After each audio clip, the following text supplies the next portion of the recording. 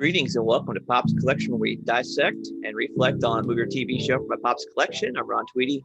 Joining me is Pops, and today we're going to give our first impressions of the new Disney Plus series, Loki. Yes, not anything that I own right now. I probably will, but no, not yet. As of now, it's just Disney Plus. So, Yeah. But hello, everybody. Glad you're here with us. We're so glad that you took the time to take a listen, and hopefully we can give you some insight. Yeah. So, Ron, it came out on Wednesday, let's say. Yes. So when did you watch it? Wednesday evening. Did you really? Okay. Yeah. So is it fresh in your mind, do you feel, or how do you feel about it? Yeah, it is. Out of all of the Disney Plus series that we've seen so far, I think this one by far is the most compelling and the most interesting. And I think the first episode is the most, like I said, it grabs you more by a little bit more than Falcon, Winter Soldier, or WandaVision did, in my opinion. Well, I'm glad you stressed that in your opinion. Okay. I was kind of, actually, let me first go with your mom's impression. Mm-hmm. She thought that it was kind of quirky, like WandaVision. She felt like it was hard to follow. I can see that. She was like, well, is it because I don't read comics and I don't really understand, the theme of the characters or anything? And I said, well, no, I don't think that's it. No. For me, I was pretty jazzed. I couldn't wait for it to come out. But I think I got myself overhyped for it. Okay. Because I thought it was very good, but I just was expecting more, I guess. But I think that could be because of myself getting hyped about it, So what were you expecting more from, particularly? Let's face it, anytime you start a new series, this is going to be a new origin for this Loki.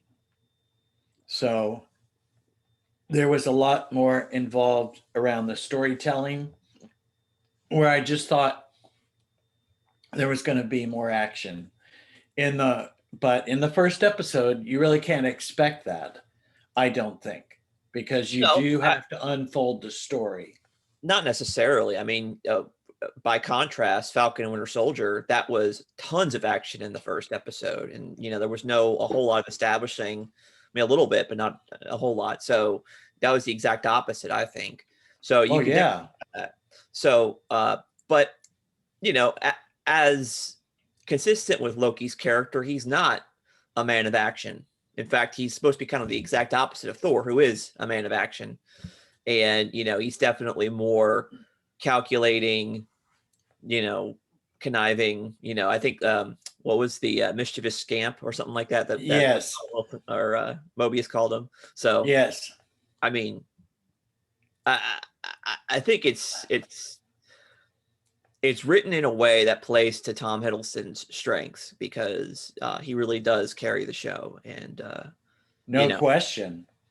His acting is just, even though it's a TV show, it's still as quality as it is in any of the films that he's been in with the Thor movies.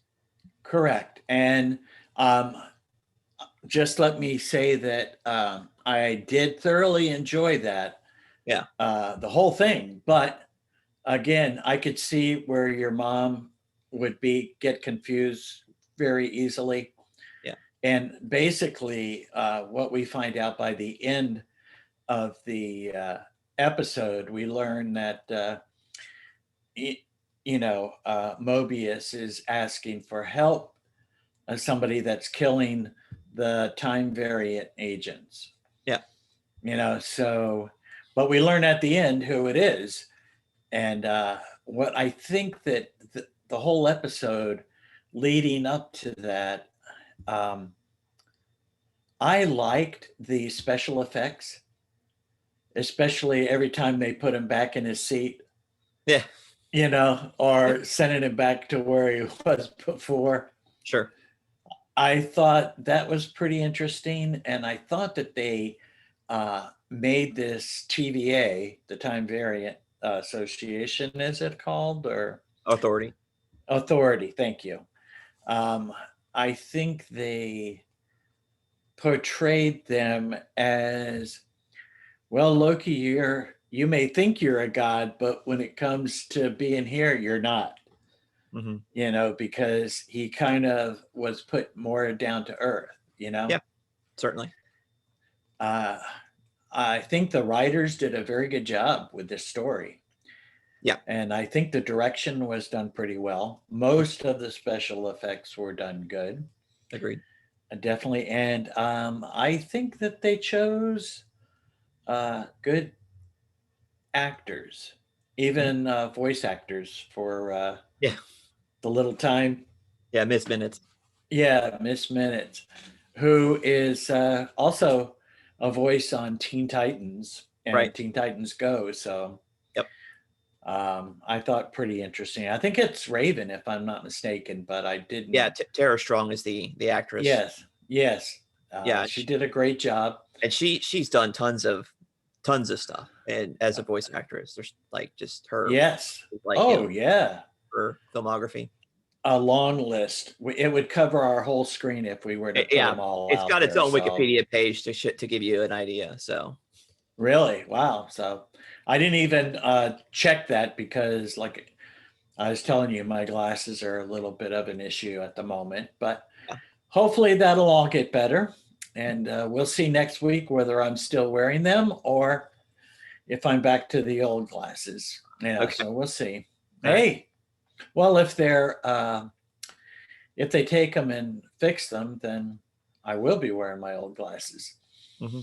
So, anyways, another side story. But Owen Wilson, Yep. he also he just I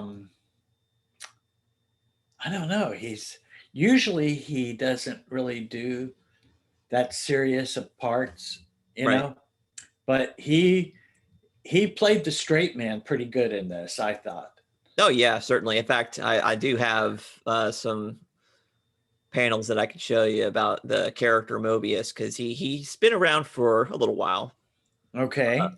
You As know, opposed to Morbius. It's not Morbius, it's no, Mobius. Morbius different character, Yep. and that's, I think, a Spider-Man, or not Spider-Man, but a Sony joint. They're going to come out with a Morbius movie. Anyway, if you look here, actually in 1991, this is a Fantastic Four, written and drawn by Walt Simonson. So obviously, I think that's a cool connection, because now we have a character that also, or a character created by, or drawn by a artist that was known for his Thor stuff. But anyway, Mobius there actually is in the corner right there, that little guy. But in this story, the Fantastic Four get caught up with the TVA for something that Reed Richards was messing up in, and so you could see Mobius there.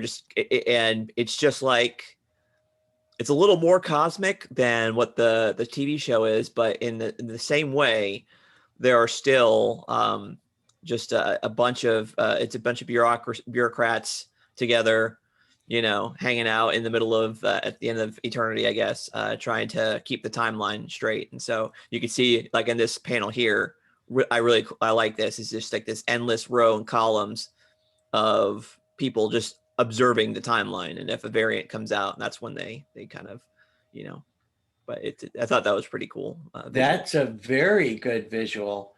And that was and I'm assuming that most of it's CG when Mobius and Loki are Yeah. walking through and seeing this just humongous place and Right. all these employees that are supposed to be there. Yeah. They did an excellent job of that. That was Yeah. done wonderfully. Now Definitely. and I couldn't find anywhere where Loki had any run-ins in the comics with the TVA, but there was a Loki comic in 2019 where he does go back in time to the Old West with none other than Logan to stop some bank robbers or something like that. I don't know. It's kind of cool. The art style you can see it's the end of the Old West, and Yes. so I thought that was pretty cool. I guess. So maybe that's where they got the inspiration of making a Loki series based on him messing with the timeline. But you could see here, he's at the, he's in jail, but he's actually explaining what happened in the past. So anyway, the one other character I did want to show real quick is that the judge in the first scene, her name's Ravonna, and she's actually a pretty old character. She's right down here. And it was a storyline with Kang the Conqueror, who's from the future, in the 40th century. And so he's trying to, I guess, win her affections, and she is having none of it. And so that's the same character as. Wow. So anyway, that's an old, pretty deep cut. But anyway, I thought that was cool. Well, yes, definitely. Yeah. So I like that. I appreciate that. Sure. So I did like how they did it. I mean, the show was about 50 minutes long if you haven't watched it yet. Right. And for some of our listeners, it's only going to be a 6-episode season 1. Yes. So I'm trying to remember how many episodes was Winter Soldier and Falcon. Was that 8 or 6? 10 or 12. I think it was, right? It was more than that. Yeah, but I mean, it was 10 or less. Yeah. Yeah, more than 6. So I'm hoping that they'll be able to get this story going. And I do understand that there will be a season 2. Okay. At least at this time. Actually, it's I stand it's in the writing stage. There was 6 episodes for Falcon and Winter Soldier too. Okay. Well, I'm just one. I know. In a good way. Yeah, well, I think maybe because, I mean, most of the WandaVision episodes were like 30, 40 minutes. Mm-hmm. Maybe them making them a little longer, they were able to condense it into fewer episodes. Yeah, WandaVision had 9, so it gives you. Yeah. And it was a different type of show. It wasn't like this at all. It was, Oh, yeah. Like alternate reality kind of thing, which is, Well, technically, I'm moving my chair. Sorry about that. But technically, this could be considered an alternate reality based on the fact that this Loki came from the Endgames. No. Well, no, he didn't. He came from the 2012. We saw it in Endgame, but they went back. That's when they went back to the first event. Right. But I mean, that's where we got him in the movie, and that's the connection to the MCU. Is that he grabbed the Tesseract, and then messed up with time. Right. So that was Loki 2012. Right. That was in the TVA. Yes, that's right. And as we see, and another very comical part, which I really enjoyed, was here, sign all these papers stating that this is everything you ever said. And then he does it a couple of times to have to print out 2 more pages. Yeah. Which I thought was pretty funny. Yeah, it was good. And then Mobius has his whole life on tape. Right. And he kind of gets to see how the real timeline is supposed to be, because Mobius shares with him that, he has to do these certain things, and I wouldn't do that. That's not what I wanted to do, blah, blah, blah. But by him, when they set the timeline straight back to what it's supposed to be, then he becomes really null and void. He's kind of, in other words, when they set the timeline back to where it was supposed to be, then when he originally got captured, he went back with Thor Right. to Asgard. That's right. So now that he is in the TVA, he's really nothing, Hmm. right? And we saw that with somebody else messing with the timeline, and they just vaporized him. Right. So I think that was what his punishment was going to be, also, right? Yeah, it's interesting. It probably is the answer to that. It's funny because, you know, if you go back to that Fantastic Four story, you know, they brought Reed, or the whole Fantastic Four, up for trial, and uh Reed makes the exact same argument Loki did. He's like, you know, I'm not the only one monkeying around with the timeline. You know, you have the Avengers, you've got the X-Men. You know, Reed Richards specifically mentions Days of Future Past, which I thought was pretty cool in the comic. And they're Right.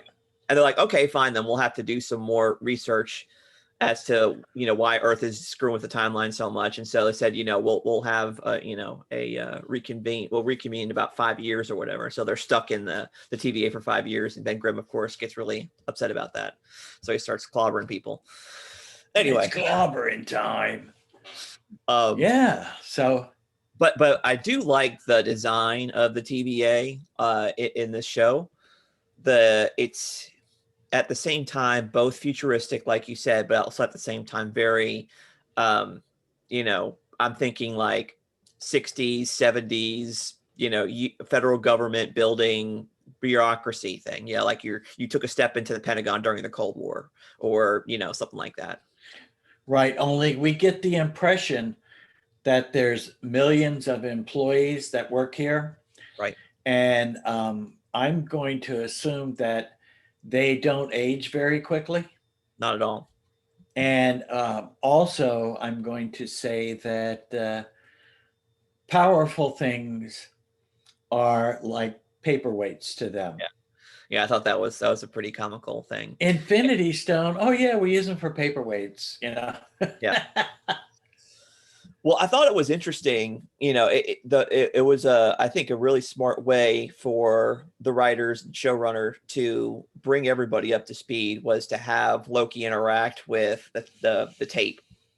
You know, the fact is that if you are kind of just jumping in the middle of it, and, you know, don't remember, or didn't get to see what happened in Dark World or Ragnarok or Infinity War for that matter, Right, they show you what happens. So right. So I mean, it's you've got this.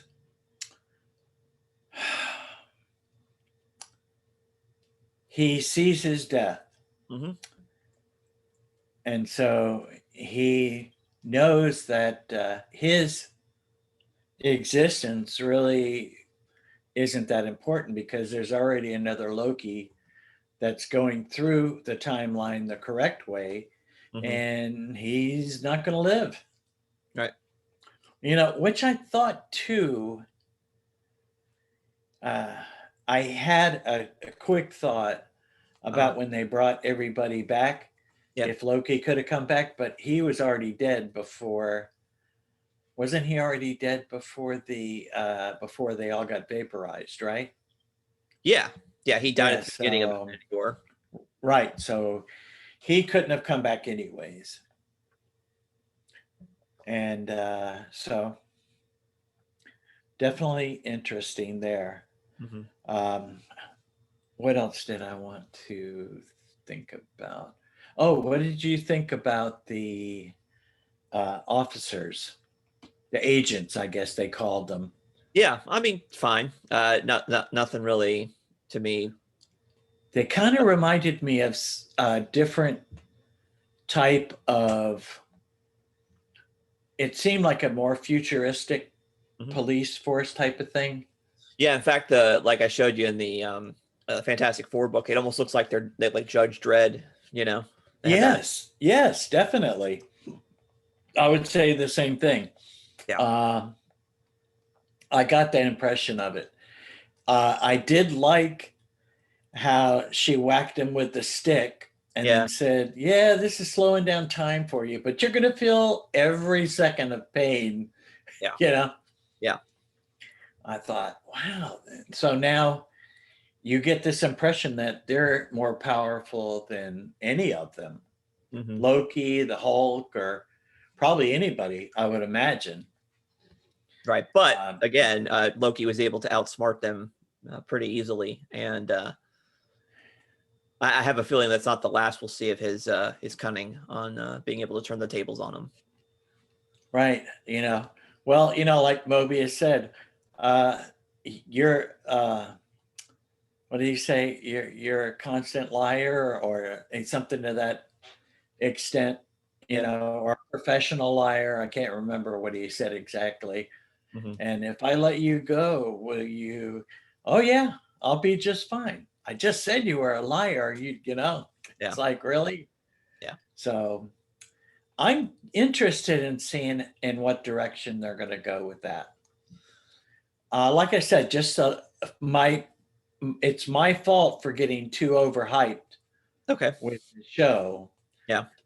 But maybe I was expecting a little more action, or I mean, it did have its moments, Hmm. but not as far as um, was more like Chase with Loki getting away, and then putting the collar around the TVA agent, Yeah. which I thought was pretty funny too. That was a good point too. Yeah. Totally. Um, but no Loki TVA comics, just TVA for Fantastic Four. And Yeah. then you said there was a Loki comic with the time variants or Yeah. time. Loki's had a number of different like 4-issue miniseries, and so there was one in 2016 even where he ran for president, and so it's called Vote Loki. And I haven't read it yet, but I think it's probably gonna be pretty cringy. But that's a thing. Yeah, Um, yeah. probably. But anyway, that's a thing. But I think it is kind of funny that some of the other characters that we find, like the guy at the front desk that Loki threatens to kill, like got like a fish, and he had no idea what a fish was. I thought that was a pretty funny moment. Yes. And I guess you could understand that if all they're doing is he's just a secretary. Yeah. So his entire life, he's at that desk, Yep. so I know we're not getting any bit of how the employment works around there, whether, they have lunch breaks or whatever, or even if they need to have any sustenance, I don't know. Yeah. So maybe that'll be explored a little bit later. Um, Yeah. but again, it was a good episode. I would say it's a watch, Yep. Totally. definitely, and try not to get so overhyped like Pops. You Yeah. know. So what do you? I think before we saw this, I think I mentioned that I think it would have something to do with the new timeline that was created when he grabbed the Tesseract at the end of Endgame, and I think I was proven right. I called it right. Well, yeah. So the question I have is, They grabbed the Tesseract, though. The TVA got it. no, my point being is that that's how I predicted that's how the show would start, is him taking Yes. right. Anyway, my thought is, do you have any other predictions about how this is going to go about the show? Well, I have visions of him fighting himself. Um, and I also have thoughts that maybe he's going to talk himself into joining himself to help Yeah. him do mischief. Yeah. Yeah, so that's kind of where I see the direction going, that he's going to start off being a little bit of a help, but as soon as he gets a chance at freedom, I can see him, Yeah. like, in other words, whatever timeline they go into, I could see him getting lost, or just instead of going where they want him to go, maybe going somewhere else and causing more issues. Yeah. Yeah, well, obviously, I think it's going to play into the Multiverse of Madness Doctor Strange movie. I'm sure we're going to get a lead in into that. Um, so I think that's certainly something, and that's probably where we're going to get some more multiverse stuff, because he's going to end up fracturing the sacred timeline, and then the multiverse is going to be a thing. So that's my thing, is that the TVA, all the folks that we see at the TVA, are either going to be diminished or even completely done away with by the end of the show. That's my guess.